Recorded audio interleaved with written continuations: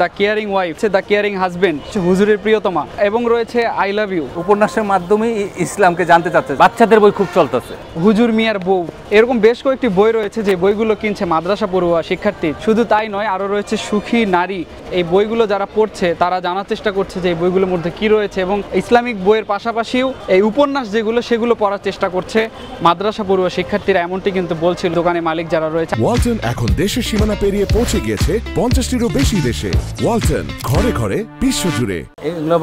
এই বইগুলো নিচ্ছে সাধারণত মাদ্রাসার টিনেজ ছাত্র যারা আছে, ওই ছাত্রগুলো এই বইগুলো নিচ্ছে। এগুলো হচ্ছে উপন্যাস ভিত্তিক শিক্ষণীয় ঘটনা, মানুষের জীবন থেকে নেওয়া কিছু উপন্যাস। হুজুরের প্রিয়তমা নাম শিরোনামী বইটা বোঝা যাচ্ছে হুজুররা কিভাবে মানুষকে মডিফাই করে, একটা মেয়েকে মডিফাই করে যায় ইসলামের পথে আনা যায়, সেই ঘটনাগুলাই উঠায় রাখছে। এটা একটা উপন্যাস। একটা মেয়ে কিভাবে অন্য পথ থেকে আইসা ইসলামের পথে আইসা পড়লো, তার ঘটনাটা তুলে ধরছে। গল্পের গল্পে ইসলামকে শিখতে যাচ্ছে, উপন্যাসের মাধ্যমেই ইসলামকে জানতে চাচ্ছে ছাত্ররা।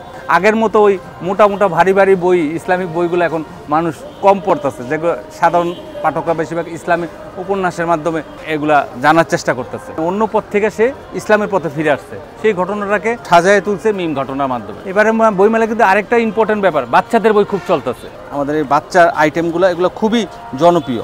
একেবারে ক্লাস 1 থেকে হাই স্কুলের বাচ্চারা, সেই বাচ্চারা এই বইগুলো পড়তেছে। বক্স আকারে কিছু বই বার হয়েছে, এগুলো হচ্ছে জ্ঞান বক্স। এই বইগুলো ভালো মেধাশক্তি বাড়ানোর জন্য ইসলামিক মাধ্যমে সেই বইগুলো খুবই উপকারী হচ্ছে।